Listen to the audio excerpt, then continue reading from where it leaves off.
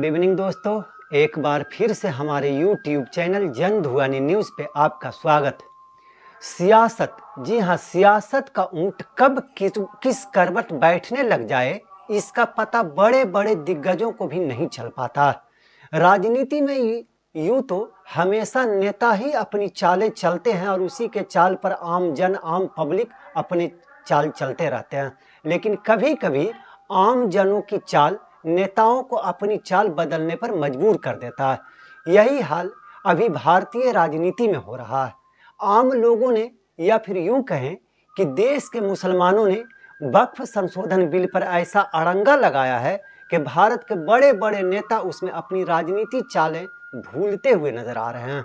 खासकर बिहार के मुख्यमंत्री नीतीश कुमार और आंध्र प्रदेश के मुख्यमंत्री चंद्रबाबू नायडू की सियासी चालें हिलती हुई, बिखरती हुई नजर आ रही है। इसका साफ असर केंद्र में बैठी अमित शाह और नरेंद्र मोदी की सरकार पर भी पड़ता हुआ दिख रहा है। यही कारण है कि शनिवार से देश के गृह मंत्री अमित शाह बिहार पहुंचे हुए हैं। वे यहां लगातार मुख्यमंत्री नीतीश कुमार और भाजपा के नेताओं के साथ बैठकें कर रहे हैं। अब उस बैठक में क्या निर्णय लिया जा रहा है ये तो अभी हमें नहीं मालूम, लेकिन इतना जरूर है कि अगर नीतीश कुमार ने वक्फ संशोधन बिल से खुद को अलग नहीं किया तो फिर बिहार के जदयू के मुस्लिम नेताओं में भगदड़ मच सकती। कहा जा रहा है कि इस मसले पर मंत्री जमा खां तक पार्टी से इस्तीफा दे सकते हैं। इसके अलावा पार्टी के बहुत सारे जो मंत्री हैं, नेता हैं, वो भी प्लान पहले से बनाए हुए हैं कि अगर नीतीश कुमार ने इस मामले पर केंद्र सरकार के साथ अपने रवैये को नहीं बदली तो फिर वो लोग अपनी चालें बदल देंगे, उससे अलग हो जाएंगे। वैसे असदुद्दीन ओवैसी ने 4 नेताओं का नाम लेकर कहा है कि हमारे अकीदत से खिलवाड़ करने वाले इन नेताओं को कभी माफ नहीं करेंगे। उन्होंने आंध्र प्रदेश के मुख्यमंत्री चंद्रबाबू नायडू, बिहार के मुख्यमंत्री नीतीश कुमार, लोक जनशक्ति पार्टी आर यानी रामविलास के चिराग पासवान और जयंत चौधरी को कहा है कि वे इस मसले पर केंद्र सरकार का साथ न दें।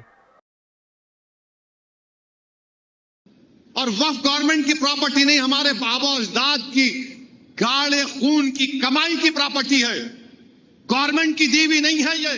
और चंद्रबाबू नायडू, नीतीश कुमार, चिराग पासवान और जयंत चौधरी, याद रखो, हम कभी भी तुम्हारी इस चीज को माफ नहीं करेंगे। तुम हमारी शरीयत पर हमला जो करने की इजाजत बीजेपी को दे रहे हो, अगर ये 4 बोल दे कि बिल नहीं लाना चाहिए तो बिल नहीं आएगा, मगर तुम बीजेपी को इजाजत दे रहे हो हमारी मस्जिदों को, वक्फ को खत्म करने का, उनकी तारीफ करके। चंद्रबाबू नायडू, आंध्रा के प्रॉब्लम है जानते हम, मगर ये कौन सा प्रॉब्लम आप क्रिएट कर रहे हैं? नायडू, आप भूल गए कि आपने गुजरात के। इसके अलावा कल शनिवार को विजयवाड़ा में मुस्लिम संस्था all India Muslim personal law board के राष्ट्रीय अध्यक्ष खालिद सैफुल्लाह रहमानी ने कहा कि नीतीश कुमार और नायडू बाबू इस मसले पर आगे आए, ये उनके लिए आखिरी मौका होगा। बहुत अहम मसला है और हमारे दीन और हमारे समाज में यह रीढ़ की हड्डी की हैसियत रखता है। हम बिल को हरगिज कबूल नहीं कर सकते और जहां तक ये लड़ाई जाए हमको ये लड़ाई लड़नी होगी, और अगर तवील लड़ाई लड़नी पड़े तब भी हम उसके लिए तैयार हैं। और हमें इस मुल्क के गैर मुस्लिम भाइयों का, दूसरी अक़लियतों का, इंसाफ पसंद शहरियों का भी ताअवुन मिल रहा है और आगे भी हम उनसे इस बात की उम्मीद रखते हैं। हम आज के इस धरने के वास्ते से जनाब चंद्रबाबू नायडू और नीतीश कुमार जी से दरख्वास्त करते हैं कि हम बीजेपी के लीडरों के बारे में नहीं कहते, लेकिन आप लोगों का चेहरा एक सेकुलर चेहरा समझा जाता है। इस मुल्क में एक ऐसा चेहरा समझा जाता है जो दस्तूर के साथ चलता है। आप अपने उस चेहरे को दागदार मत कीजिए, उसको कायम रखिए और वाज़ेह तौर पर ऐलान कीजिए कि ये बिल चूंकि दस्तूर मुखालिफ है, अक़लियत मुखालिफ है, इसलिए हम इस बिल की तायद नहीं कर सकते। जफर साहब, एक सवाल है, यहाँ के उप मुख्यमंत्री हैं पवन कल्याण, वो कहते हैं वक्फ बोर्ड है तो सनातन धर्म बोर्ड क्यों नहीं? क्या कहेंगे आप बना लीजिए सनातन धर्म बोर्ड, उसमें कोई हर्ज नहीं। यहाँ मुख्तलिफ मंदिरों के अलग अलग बोर्ड हैं, मैनेजमेंट कमेटी है। अगर हमारे हिंदू भाई सनातन धर्म बोर्ड बनाए, कोई हर्ज नहीं, बना ले। और हुकूमत को हौसला अफजाई करनी चाहिए, हमको उससे कोई अख्तलाफ नहीं। 13 तारीख को क्या प्रोग्राम रखा गया है? नहीं, 13 तारीख को हमारा प्रोग्राम नहीं है, यहाँ पे कम्युनल हार्मोनी प्रोग्राम रखा है। जी एक सवाल मेरा ये था कि आईएसआरसीपी के प्रतिनिधि भी यहाँ पर आ जाएंगे। जी जी।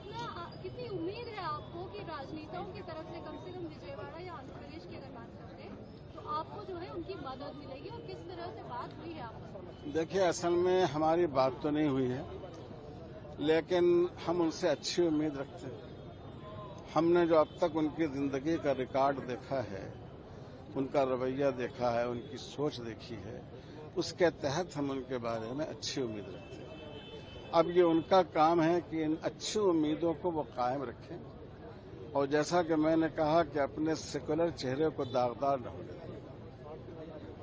अच्छा, अभी एक आखिरी सवाल ये भी कि अब आप अगर बिल आता है ऐसे हालात में आगे की आपकी क्या रणनीति होगी और किस तरीके से आप आगे जाएंगे? देखिए, हम लोग कोई भी फैसला तनहा नहीं करते।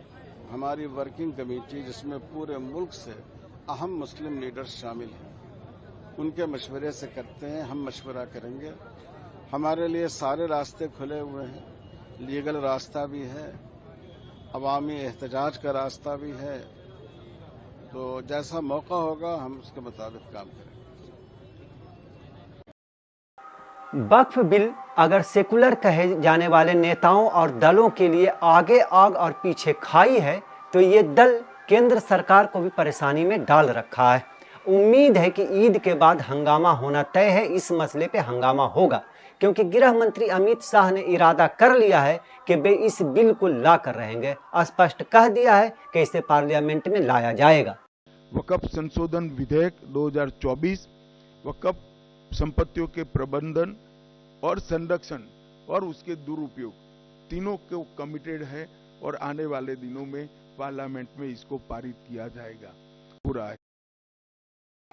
इधर मुस्लिम पर्सनल लॉ बोर्ड के लोग लगातार सेकुलर नेताओं और सेकुलर दलों के लोगों से मुलाकात कर रहे हैं। सूत्रों के हवाले से जो खबरें आ रही हैं उसके अनुसार मुस्लिम पर्सनल लॉ बोर्ड के लोग बिहार में नीतीश कुमार और चिराग पासवान पर प्रेशर बना रहे हैं कि वे इस मुद्दे पर केंद्र सरकार का साथ न दे।